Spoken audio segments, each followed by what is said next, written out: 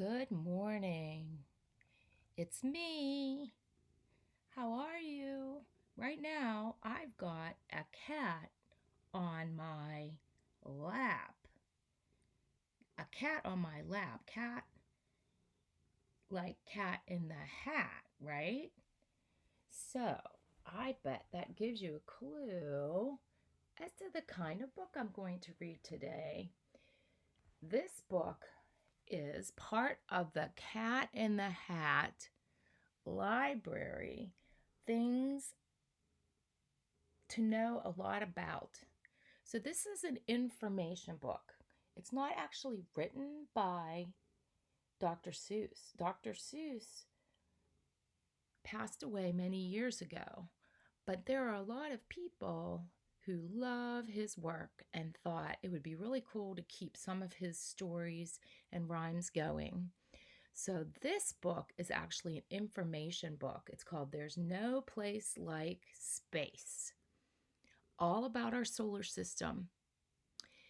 And it was written by, here, I'm going to hold it up, Tish Rabe, illustrated by Aristides Ruiz. I'm sorry, I hesitated there for a moment. I just want to make sure I pronounced it right. So, this book is an information book. An information book tells you facts or information. It's not a made up story. Some of the characters are made up, but it gives you true, real information. So, this book is about space. And you can see on the front cover, I bet you know who this character is. That's the Cat in the Hat. And these two are the children from this original story of the Cat in the Hat.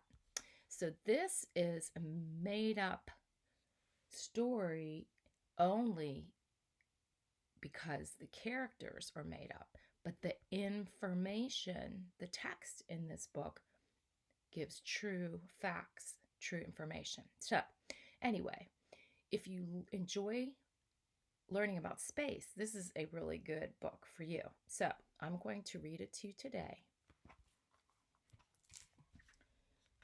And as always, we look at this page. Do you remember what this page is? Let me turn it this way. This is the title page. This is the title page. Title, author, illustrator on the title page. At the bottom of the page is the publisher's name and the city where the book was made. That's the title page. And you can see on this title page, it looks like there's a spaceship that's carrying the Cat in the Hat and his two friends into space. So let's see what we're going to learn about today.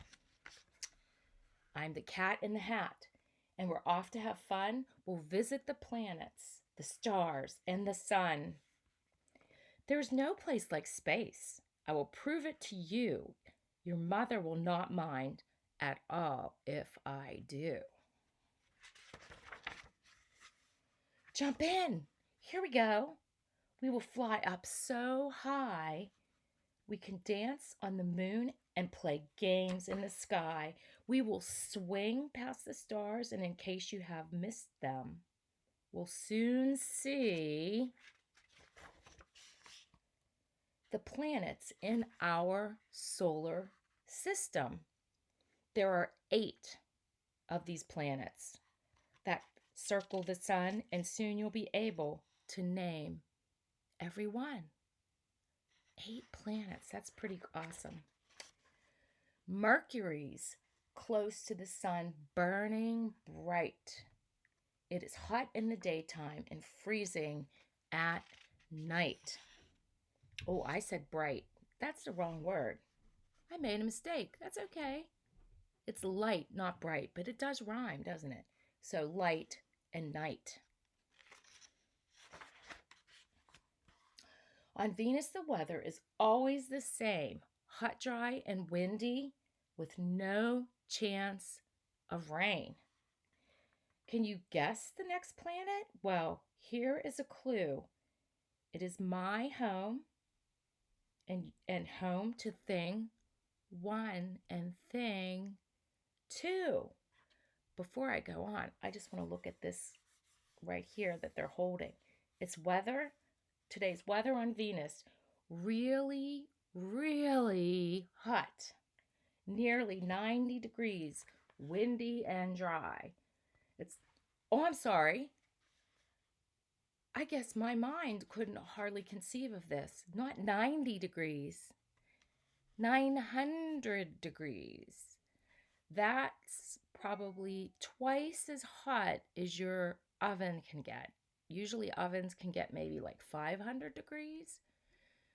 So that's so hot. You can't even imagine. So that's why I think why my brain, when I looked at this, I thought 90, but it's 900. Anyway, I'll continue. You have been living on it. So we're talking about the third planet from the sun, which is, I bet you can guess, Earth. You've been living on it each day since your birth. It is the third from the sun. It's our planet Earth. It spins all the time, round and round like a top. It turns every day, and it never will stop. This sign says home, sweet home. This question had thing 1 and thing 2 in a tizzy. Here's the question. If the Earth's always spinning, why don't we feel dizzy? It's a good question, isn't it? That's what books like this help answer questions. We don't feel the Earth as it spins on its way because we're spinning right with it right now, every day.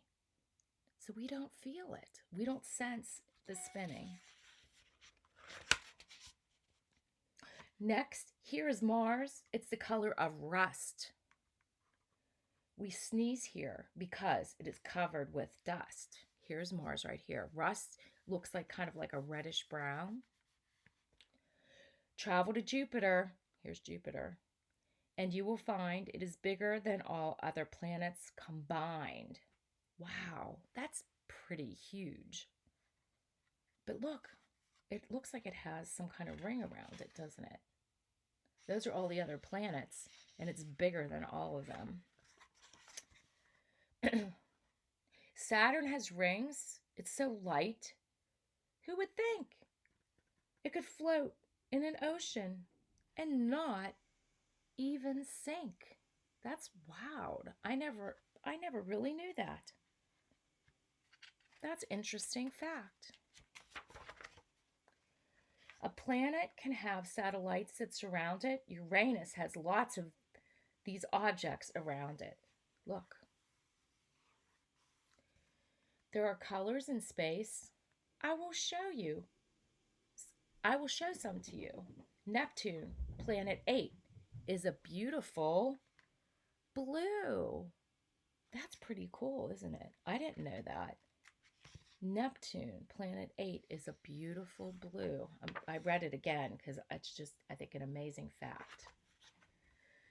We have seen all the planets. Now, here's a trick to remember their names and remember them quick. Say, I'm going to hold this up to you. Mallory, Valerie, Emily, Mickle just saved up 999 nickels. Wow. Let's say that again. Mallory, Valerie, Emily, Mickles just saved up 999 nickels. So I guess the first letter, Mallory, is Mercury. Valerie is Venus. Emily, Earth. Mickles, Mars. Just, Jupiter. Saved, Saturn. Up, Uranus. 999 nickels is Neptune. That's kind of cool. I think we had a different rhyme when we were kids. I can't remember it right now, but there was a different rhyme to say all the names of the planets. But actually, there used to be a P planet too. Do you guys know what that planet is? I'll give you a second to think about it. Starts with a P, and it's now been demoted to a dwarf planet. Pluto. Anyway, the first letter of each of these words is the same as the first letter in each of the planets you name. So remember, Mercury, Valerie, Emily, Mickles just saved up 999 nickels. All right, look at all these. These are supposed to be nickels. That's a lot of nickels.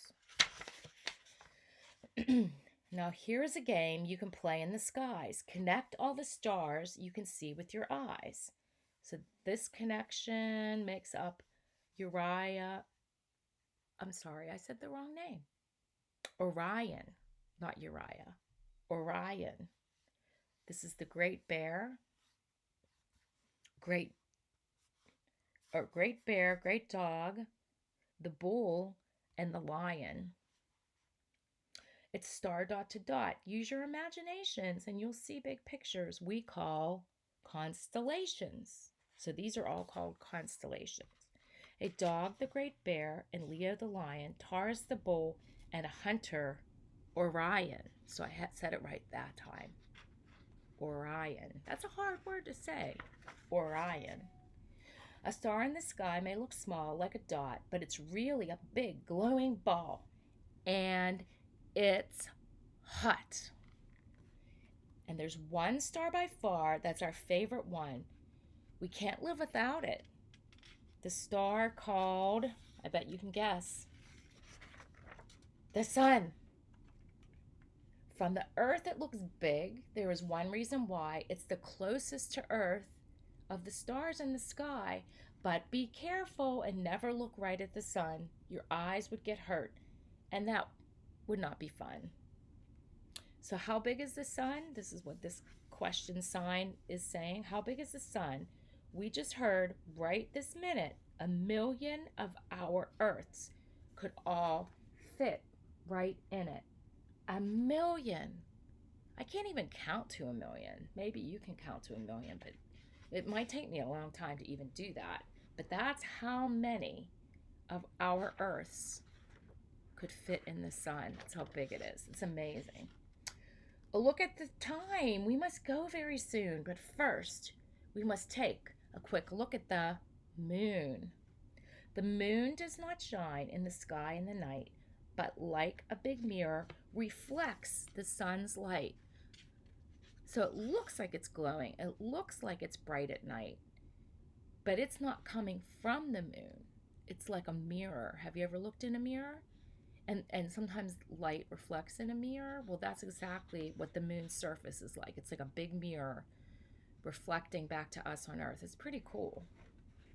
Actually, tomorrow, I believe, is a full moon. So if it's clear out tomorrow night, you could probably go out and look for the moon, and it'll be very bright in the sky. I'm hoping our clouds in Pittsburgh will clear away so we can see it. Let's hope. Cross our fingers. Astronauts flew to the moon to explore a place no one had ever been to before. They walked on the moon and they drove all over in a spiral or a special moon car called a lunar rover. Here's the lunar rover right here. And here's a sign with information. An astronomer studies what's up in the sky. Thing 2 wants to be one. In fact, so do I. So that's something you could do. If you wanted to study planets and space, you could become an astronomer. That's a hard word to say. There are some words in this book that are tricky. Astronomer. They study what's up in the sky. The universe is a mysterious place. We are only just learning what happens in space. So I brought you a present to look in the sky. Just put this telescope up to your eye. So here's the telescope right here. Oh dear, I must go. Fly back up to the stars and take thing 1 and thing 2 out to dinner on Mars. Now remember, isn't Mars the rust-colored planet? I don't know if there would be any place to go to dinner, but who knows? But there's lots to discover, and it might be you who looks up in the sky and finds something that's new. That's pretty cool. Look, did you ever hear of the man on the moon? It's not real, but sometimes if you look at a full moon, it looks like there's a man on the moon. But in this illustration, who's that on the moon? The cat in the hat. I'm just going to show you these 2 back pages today because this is an information book. And right here, there's 2 different sections, a glossary and some other information books that you might want to read if you enjoyed this one. It's a list of other books and things that you can read about space or being an astronomer. And the other one is a glossary. The glossary, like a little dictionary. So if you say that again with me, glossary, like a little dictionary. If you don't know what a dictionary is a book, or it could also be online, that has the spelling of the word and the meaning of that word. It tells you what that word means if you don't know what the word means. So many times in information books, you'll find a glossary, and you may find a list of other resources, a list of other books or information that you might like to read about. So today's book again was There's No Place Like Space by Tish Rabe, illustrated by Aristides, or maybe it's Aristides. I'm trying to pronounce that correctly. Aristides Ruiz, I believe, is how you pronounce her name. Have a wonderful day. I hope you enjoyed reading about There's No Place Like Space, and I hope it makes you want to read more about space. I hope you have a wonderful day. Miss you, and hope to see you soon. Bye.